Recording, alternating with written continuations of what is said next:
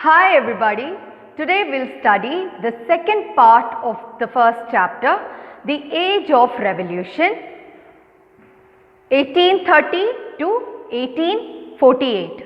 The Age of Revolution, ये क्यों है इसका नाम? इसी टाइम यूरोप में सबसे ज़्यादा रेवोल्यूशन हो रहा था। कब से कब तक?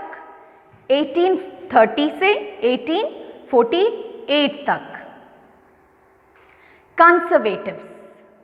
कंजर्वेटिव्स वो थे जो मोनार्क का पावर वापस लेकर आ रहे थे, चर्च का पावर बढ़ा रहे थे, ये सारे अपनी पावर को स्ट्रॉन्ग कर रहे थे।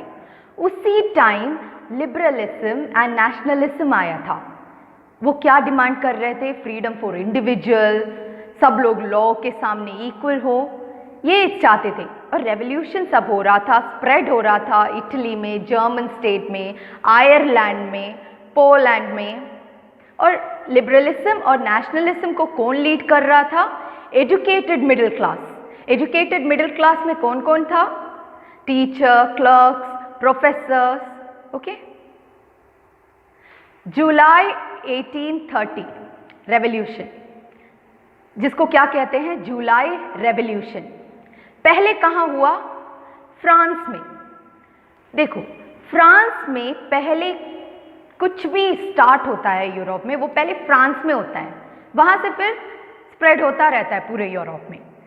तो फ्रांस में क्या किया गया इस रेवोल्यूशन में? 1830 को जो हुआ था, बर्बन किंग को हटा दिया। किसने हटाया? लिबरल रेवोल्यूशनरीज ने। बर्बन किंग को याद है रिस्टोर किया था। किसने? कंजर्वेटिव्स ने, नेपोलियन को डिफीट करके 1815 को, याद है? तो इन लोगों ने फिर से क्या किया? 1830 को बर्बन किंग को हटा दिया और कॉन्स्टिट्यूशनल मोनार्की बनाया। कहाँ? फ्रांस में। जिसका हेड कौन था? लुइस फिलिप इसका हेड था। नेक्स्ट कहाँ हुआ रेवोल्यूशन? बेल्जियम में 1830 में। बेल्जियम, ब्रसेल्स, बेल्जियम का क्या है? कैपिटल है। ये लोग यूनाइटेड किंगडम ऑफ नेदरलैंड के पार्ट में थे। इन्होंने बेल्जियम को सेपरेट कर दिया। यूनाइटेड किंगडम ऑफ नेदरलैंड से ये लोग सेपरेट हो गए। और कहाँ हुआ? ग्रीस में। Greek war of independence. Greece पहले ऑटोमन एम्पायर का पार्ट था, उस ऑटोमन एम्पायर के अंडर में आता था। ग्रीस को इंडिपेंडेंट मिलने के लिए ये स्ट्रगल ग्रीस के पीपल ने कब स्टार्ट किया था? 1821। और हेल्प किससे लिया? वेस्ट यूरोपियन पोएट, आर्टिस्ट, इन लोगों से ग्रीस के पीपल ने हेल्प लिया। इंग्लिश पोएट लॉर्ड बायरन, इनका मेजर रोल रहा। इन्होंने हेल्प किया था, ग्रीस को फंड दिया था। 1832 में finally treaty of Constantinople sign किया और ग्रीस एक इंडिपेंडेंट नेशन बन गया। ओके। जुलाई 1830 रेवोल्यूशन में कहाँ कहाँ हुआ था? कहाँ कहाँ रेवोल्यूशन हुआ था? France, Belgium, Greece. The romantic imagination and national feeling, ये क्या है? नेशनल फीलिंग लाने के लिए सिर्फ वॉर और टेरिटरीज को एक्सपैंड करने से सिर्फ नेशनल फीलिंग नहीं आ रहा था पूरे यूरोप में। तो फिर इन्होंने डिसाइड किया कि ये लोग कल्चर के थ्रू नेशनलिज्म स्प्रेड करेंगे। कैसे? आर्ट, पोएट्री, स्टोरीज, म्यूजिक, ऐसे ये लोग नेशनल फीलिंग को स्प्रेड करेंगे। अभी देखो, वंदे मातरम जब हम लोग सुनते हैं क्या फील होता है? इंडिया का है, राइट? तो वैसे ये लोग भी अपने अपने सॉन्ग कंपोज करना चाहते थे, आर्ट लाना चाहते थे, जहाँ से पता चले ओके ये पीपल इस कंट्री के हैं, ये यहाँ का है, रिप्रेजेंट करने के लिए। ओके। और नेशनल फीलिंग लाने के लिए। Next, romanticism. रोमांटिसिज्म क्या है? Nationalist sentiment. वो एक फीलिंग, कल्चर के थ्रू जो फीलिंग आता है उसको क्या कहते हैं? रोमांटिसिज्म। रोमांटिक आर्टिस्ट सबसे ज्यादा कहाँ फोकस कर रहे थे? Emotion, intuition, mystical feeling. Emotions में ज़्यादा फोकस कर रहे थे उनके आर्ट में, और रिलीजियस बिलीफ, इंट्यूशन यहाँ सबसे ज़्यादा फोकस कर रहे थे। यहाँ पे मेजर रोल था जर्मन फिलोसोफर जिनका नाम क्या है, जोहन गॉटफ्रेड हर्डर। इन्होंने क्या बताया, फोक सॉन्ग्स, फोक डांस, फोक पोएट्री से भी नेशनल फीलिंग को बढ़ाया जा सकता है। अभी आप अमेरिका में हो और वहाँ भरतनाट्यम देख रहे हो, क्या फील आएगा? भरतनाट्यम इंडिया का नेशनल डांस है, तो वो रिप्रेजेंट कर रहा है इंडिया को। वैसे ही ये लोग नेशनल फीलिंग को लाने के लिए इन्होंने क्या लाया, रोमांटिसिज्म। ओके,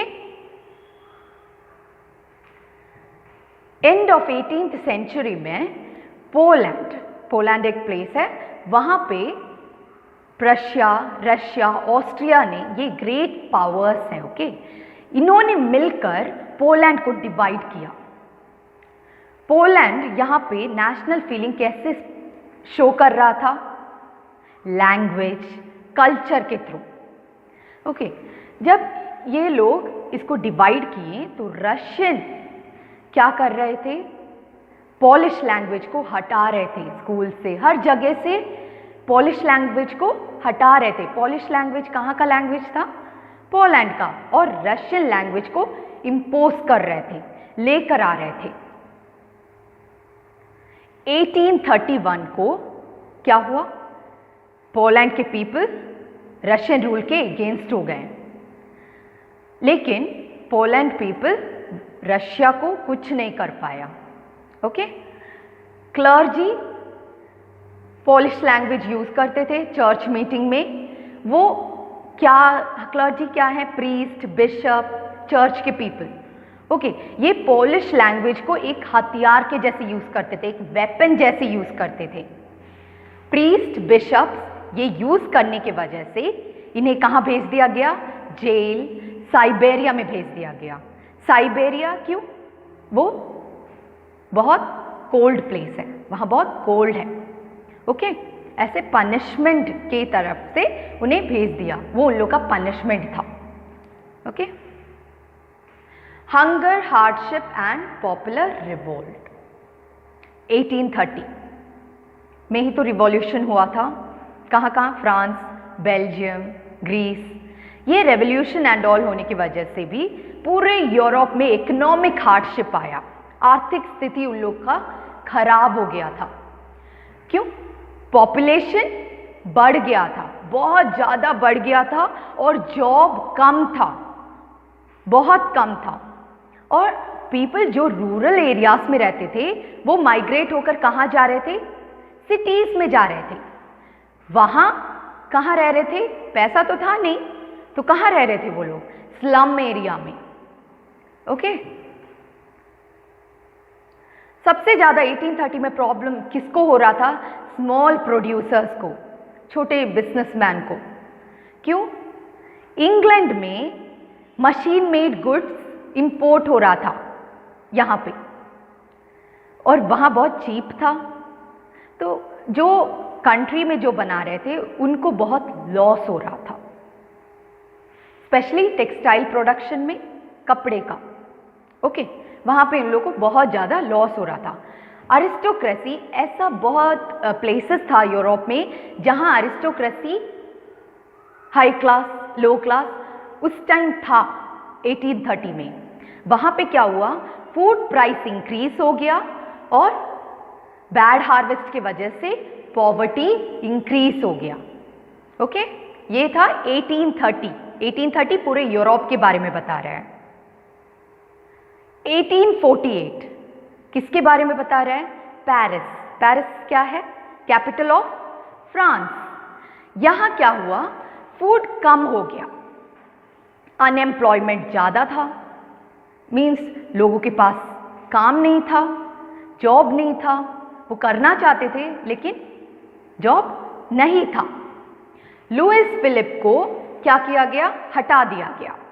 कब, 1848 में। लुइस फिलिप कौन है, 1830 में रेवोल्यूशन के टाइम पे फ्रांस को कॉन्स्टिट्यूशनल मोनार्की बनाया गया, उसी का हेड कौन था, लुइस फिलिप। लेकिन 1848 में फ्रांस के पीपल ने क्या किया, लुइस फिलिप को हटा दिया। नेशनल असेंबली फ्रांस को रिपब्लिक डिक्लेयर किया। Suffrage meaning the right to vote, अब पूरे मेन को वोट देने का अधिकार मिल गया। जो भी 21 ईयर ओल्ड है या उससे अबव है सबको वोट दे सकते हैं। ये कब हुआ? नेशनल असेंबली ने ऐसा डिक्लेयर किया। और राइट टू वर्क, सब काम कर सकते हैं। जॉब नहीं था उस टाइम, नेशनल वर्कशॉप खोला जहां एम्प्लॉयमेंट था, सबको काम मिल रहा था। ये क्या था? 1848 के बारे में। किसके बारे में था? France. Okay, don't get confuse. 1830 में किसके बारे में बोल रहा था? यूरोप, पूरे यूरोप के बारे में। 1848 फ्रांस। अब 1845 ये इंपॉर्टेंट है। वीवर्स कौन है? जो फैब्रिक बनाता है, कपड़ा बनाता है। ओके, ये साइलेशिया पोलैंड में एक प्लेस है, ठीक है। पोलैंड के अंदर साइलेशिया आता है। यहाँ के लोग कॉन्ट्रैक्टर्स के अगेंस्ट हो गए, रिवोल्ट करने लगे। कौन? वीवर्स। क्योंकि वीवर्स से कॉन्ट्रैक्टर बहुत काम करवाता था और उसके अकॉर्डिंग उसको सैलरी नहीं देता था, उसके पैसे नहीं देते थे। 4 जून को 1845 में बहुत वीवर्स एक साथ मिलकर कॉन्ट्रैक्टर के मैंशन में गए। मैंशन हवेली। वहां जाकर इन लोगों ने क्या किया? हायर वेजेस के लिए डिमांड किया, पैसे बढ़ाने के लिए डिमांड किया। लेकिन कॉन्ट्रैक्टर ने क्या किया? धमकी दी और बहुत बुरी तरह ट्रीट किया वीवर्स को। अब वीवर्स गुस्से हो गए, गुस्से में आ गए और लोगों ने क्या किया? उनका एलिगेंट विंडो पैन सबको तोड़ दिया, फर्नीचर को खराब कर दिया। और कुछ ग्रुप कहाँ गए? स्टोर हाउस में। स्टोर हाउस क्या है? जहाँ रॉ मटेरियल सब ये कॉन्ट्रैक्टर्स रखते हैं, वहां जाकर लूट लिया पूरा। और ये डर कर कॉन्ट्रैक्टर कहाँ गए? नेबरिंग विलेज में अपने फैमिली के साथ वहां भाग गए। वहां नेबरिंग विलेज में जाकर हेल्प ले रहे थे, लेकिन कोई इनकी कोई मदद नहीं कर रहा था। 24 आवर्स के बाद ये वापस आ गए। किसके साथ? आर्मी लेकर आए और 11 वीवर्स को मार दिया। ओके, ये कब हुआ? ये सब 1845। 1830 क्या था? पूरे यूरोप के बारे में। 1848 क्या था? फ्रांस के बारे में। 1845 Silesia. Okay, the revolution of the liberals. 1848 में याद करो क्या हुआ था? फ्रांस में, पेरिस में फूड शॉर्टेज हो गया था, अनएम्प्लॉयमेंट हो गया था, राइट। तो उसी टाइम यूरोप में ऐसा प्लेसेस था like Germany, Italy, Poland, Austro Hungarian Empire, यहाँ सब नेशन स्टेट अभी तक नहीं बना था। इन लोगों को अभी तक इंडिपेंडेंट नहीं मिला था। तो मेन और विमेन, लिबरल मिडिल क्लास के मेन और विमेन डिमांड करने लगी अपने नेशन को यूनाइट करने के लिए, कॉन्स्टिट्यूशनलिज्म लाने के लिए, नेशन स्टेट बनाने के लिए डिमांड कर रहे थे। और वहां क्या चाहते थे? पार्लियामेंट्री प्रिंसिपल्स, जहां कॉन्स्टिट्यूशन हो, फ्रीडम ऑफ प्रेस हो, फ्रीडम ऑफ एसोसिएशन हो। ओके, कॉन्स्टिट्यूशन लाना चाहते थे। अपना जो भी उनका व्यू था वो न्यूज़पेपर में सब पब्लिश करना चाहते थे। एक एसोसिएशन लाना भी चाहते थे जहां पीपल गैदर होकर डिस्कस कर पाए। ये सब फ्रीडम नहीं था उन लोगों के पास। Okay, German region middle class एक साथ फ्रैंकफर्ट में आए। फ्रैंकफर्ट एक प्लेस है, वहां पे जर्मन के लोग, मिडिल क्लास के लोग सारे एक साथ आए और वोट किया ऑल जर्मन नेशनल असेंबली को। याद है फ्रांस में भी ऐसा हुआ था, third state, right. Palace of Versailles में वहां से छोड़कर चले गए थे और नेशनल असेंबली बनाया था। वैसे ही जर्मन के लोग भी कर रहे थे। ये लोग क्या किया? थोड़ा बहुत सिमिलर है। जर्मन नेशनल असेंबली यहाँ पे इन्होंने वोट किया और 18 मई 1848 में 831 मेंबर्स को इलेक्ट किया। कहाँ? फ्रैंकफर्ट पार्लियामेंट में कॉन्स्टिट्यूशन ड्राफ्ट किया जर्मन पीपल के लिए और मोनार्की को उसका हेड बनाया, सब्जेक्ट टू अ पार्लियामेंट। लेकिन फ्रेडरिच विलियम फोर जो प्रशिया के किंग थे उस टाइम के, उन्होंने क्या किया, रिजेक्ट कर दिया। बाकी किंग के साथ मिलकर इलेक्टेड असेंबली को ओपोज कर रहे थे। पार्लियामेंट में ज़्यादातर मिडिल क्लास पीपल थे और ये लोग वर्कर्स, आर्टिसंस, इन लोगों का डिमांड पूरा नहीं कर रहे थे। फाइनली ट्रूप्स आया और वो असेंबली को ख़त्म कर दिया, तोड़ दिया। ओके, यहाँ विमेन बहुत एक्टिव थी पहले भी, लेकिन विमेन को अभी तक राइट टू वोट नहीं मिला। ये सब होने के बाद भी कुछ चेंजेस आया और किंग, सारे यूरोप के किंग को पता चल गया अब उन्हें थोड़ा फ्रीडम देना पड़ेगा लोगों को, और सारे लोग किंग के अगेंस्ट हो रहे थे पूरे यूरोप में। और इसका अच्छा क्या था, कुछ चेंजेस आया। क्या क्या था, serfdom and bonded labour were abolished both in Habsburg dominions and in Russia. जो लेबर्स थे उनको सर्फडॉम से छुड़ाया गया। ये सब कहाँ कहाँ हुआ, हैब्सबर्ग डोमिनियन में और रशिया में। हैब्सबर्ग रूलर सेल्फ गवर्नमेंट, ये एक राइट हंगेरियंस को 1867 में देने लगे। Okay, so these are the important question. Please take a note of it.